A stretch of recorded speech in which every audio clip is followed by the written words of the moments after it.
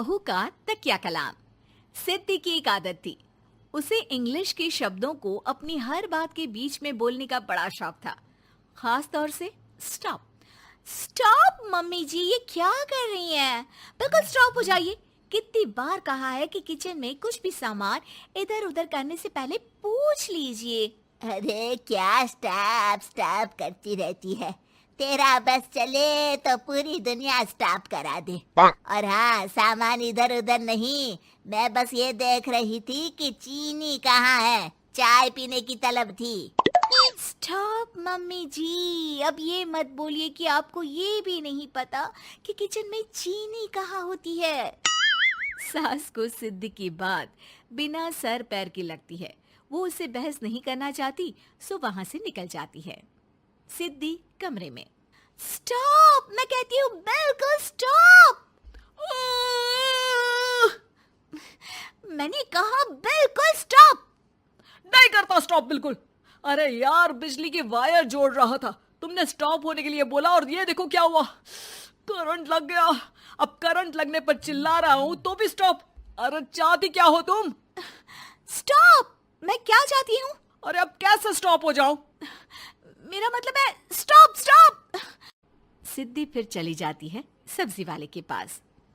भैया, वो बैंगन किलो और आलू 5 किलो। Stop stop. काफी देर होने के बाद भी सिद्धि को उसका सामान नहीं मिलता। क्या है भैया, कब से बोल रही हूँ आलू 5 किलो, बैंगन 2 किलो, फिर दे क्यों नहीं दे रहे हो? भैया स्टॉप। बहन जी, मैं तो 2 मिनट में तोल दूं, लेकिन आप ही तो बोल रही हैं स्टॉप। अब इतनी तो अंग्रेजी हम भी जानते हैं ना कि स्टॉप का मतलब होता है कि रुक जाओ, तो रुक गए भाई। अरे यार, क्या लोग हैं। स्टॉप। अरे तोलो तोलो चलो। किसी तरह सामान लेकर सिद्धि घर आती है, जहां वो देखती है कि ढेर सारे मेहमान बैठे होते हैं। सिद्धि आते ही जोर से चिल्लाती है, स्टॉप! आप यहाँ सब कैसे? अरे अब कैसे स्टॉप हो जावे बहू, जितना आना था आ गए हम। अब हाँ बैठिए ना। सासू माँ, आप बात करिए, मैं चाय बनाकर ला रही हूँ। सभी बात करने में लग जाते हैं कि तभी सिद्धि किचन से निकल कर आ जाती है। Stop stop. अरे क्या खाएंगे आप लोग? पकौड़ी बना दूं या चीला, या फिर इडली बना दूं? अरे जो मर्जी बना दो, बस ले आओ जल्दी से बहू, इन लोगों को निकलना है, कोई जरूरी बात करने आए हैं। अच्छा स्टॉप। सिद्धि स्टॉप वाला अपना तकिया कलाम बोलकर निकल जाती है, लेकिन थोड़ी देर बाद जब वो कमरे में चाय नाश्ते के साथ आती है तो जरूरी बात हो गई आप लोगों की, या मेरे डर से शांत हो गए कि चुप हो जाओ, सिद्धि आ गई है। बोलिए ना। बस जैसे ही सिद्धि ने कहा बोलिए ना, घर में चकर पकर की आवाज गूंजने लगती है।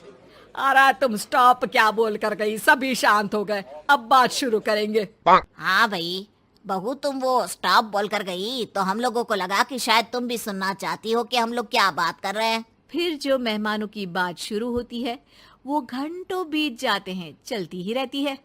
अरे तेरे स्टॉप के चक्कर में दोपहर हो गई, अब जाकर सबके लिए जा खाना बना कर लिया। तभी स्टॉप नहीं बोला होता तो अब तक बात खत्म हो चुकी होती। बेचारी सिद्धि करती भी क्या, खुद के स्टॉप बोलने की आदत से खुद ही परेशानी मोल लेती है। आप लोग खाना खाकर जाइए, हाँ मैं जा रही हूँ बनाने। मम्मी जी, लेकिन स्टॉप, मैं ना खाना बना कर लाती हूँ। सिद्धि सबको खाना खिलाकर विदा करती है। पूरी तरह से थक चुकी सिद्धि शाम को पार्क में वॉक करने जाती है। स्टॉप यार, आज तो मैंने बहुत खा लिया, पेट लग रहा है कि फट ही जाएगा। सहेली एक जगह खड़ी होकर सिद्धि की बातें सुनती है। सिद्धि उसे दिन भर की सारी बातें कहती हैं। स्टॉप यार स्टॉप, चल मैं घर जा रही हूँ। सोचा था थोड़ा वॉक कर लूंगी, पेट हल्का हो जाएगा।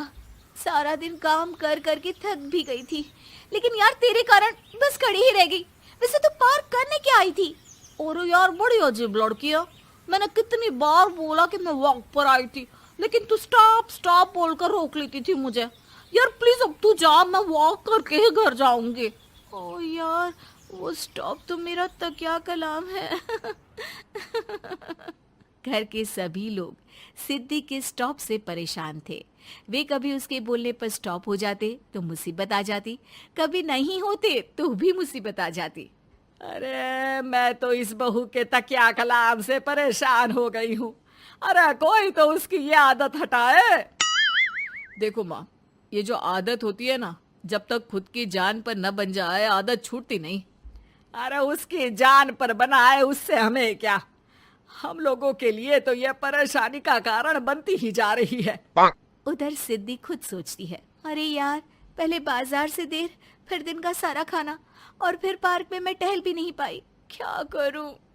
इस तकिया कलाम के कारण मैं खुद ही परेशानी झेल लेती हूँ।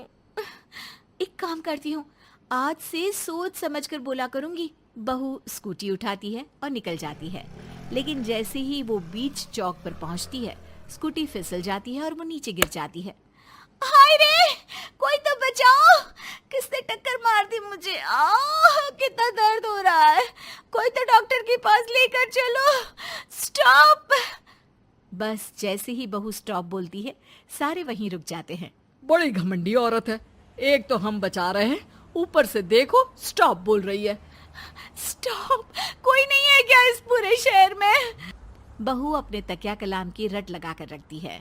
स्टॉप, कोई है? कोई स्टॉप?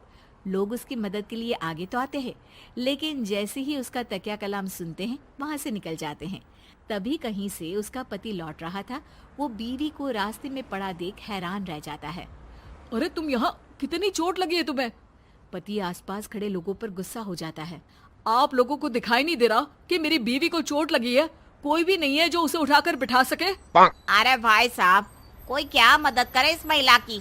और इतनी घमंडी है, जब भी इन्हें उठाने की कोशिश करो स्टॉप स्टॉप बोल देती है।